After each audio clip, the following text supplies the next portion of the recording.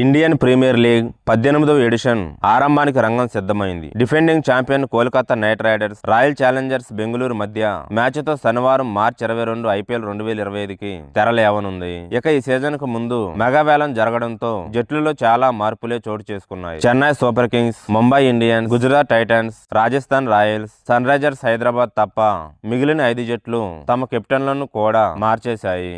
వీడియోను చూసే ముందు చిన్న రిక్వెస్ట్ అండి, వీడియోను లైక్ చేసి మీ సపోర్ట్ ని తెలియజేయండి. మొదటిసారి మన ఛానల్ ను చూస్తున్నట్లయితే సబ్స్క్రైబ్ చేసుకుని పక్కనే ఉన్న బెల్ ఐకాన్ ని ఆన్ చేసుకోండి. Lucknow Super Giants team India star Rishabh Pant కోసం రికార్డు స్థాయిలో 27 కోట్లు ఖర్చు చేసి అతడిని తమ సారథిగా నియమించుకుంది. మరోవైపు పంజాబ్ కింగ్స్ కూడా ఈసారి కెప్టెన్ కోసం భారీగానే ఖర్చు పెట్టింది. భారత జట్టు middle order star IPL winning captain Shreyas Iyer 26.75 కోట్లకు కొనుగోలు చేసింది.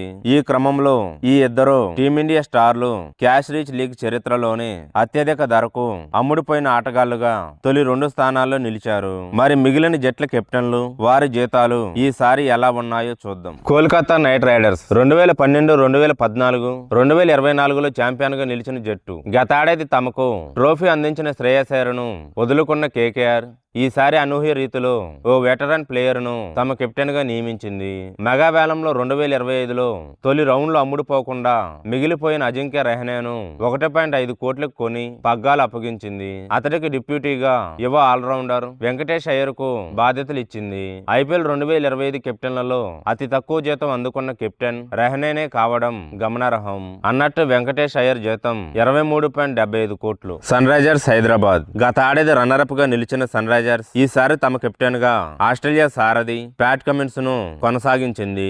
అయితే గతేడాది అతడికి 20.50 కోట్ల మేర మొట్టజెప్పిన ఫ్రాంచైజీ ఈసారి 18 కోట్లకు రిటర్న్ చేసుకోవడం గమనార్హం.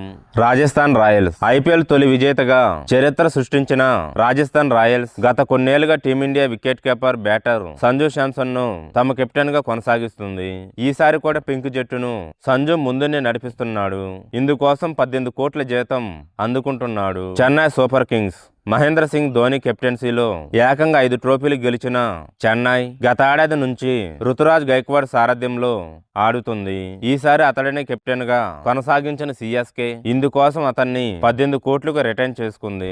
ఢిల్లీ క్యాపిటల్స్ ఈసారి కెప్టెన్ ను మార్చిన ఫ్రాంచైజీల జాబితాలో ఢిల్లీ ఒకటి. గత ఏడాది రిషబ్ పంత్ కెప్టెన్సీలో ఆడిన ఢిల్లీ ఈసారి team India vice captain Axar Patel నాయకత్వంలో బరిలోకి దిగనుంది. ఇందుకోసం తమ కెప్టెన్ కు 16.50 కోట్ల మేర చెల్లిస్తుంది.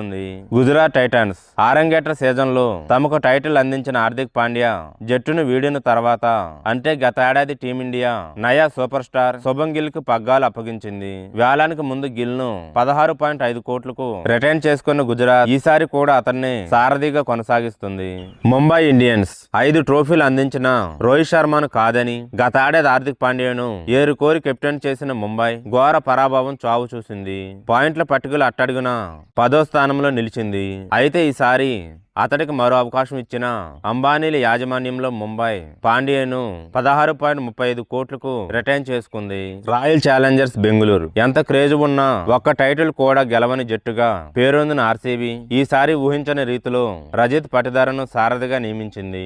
విరాట్ కోహ్లీ మరోసారి పగ్గాలు చేపడతాడని ప్రచారం జరగగా బెంగళూరు ఫ్రాంచైజీ ప్రకటనతో అది జరగదని తేలింది. అన్నట్లు వేలానికి ముందు 11 కోట్లకు పటిదారను ఆర్సీబీ రిటైన్ చేసుకుంది. ఐపీఎల్ 2025 కెప్టెన్లలో రహానే తర్వాత తక్కువ జీతం ఆర్సీబీ సారథికి.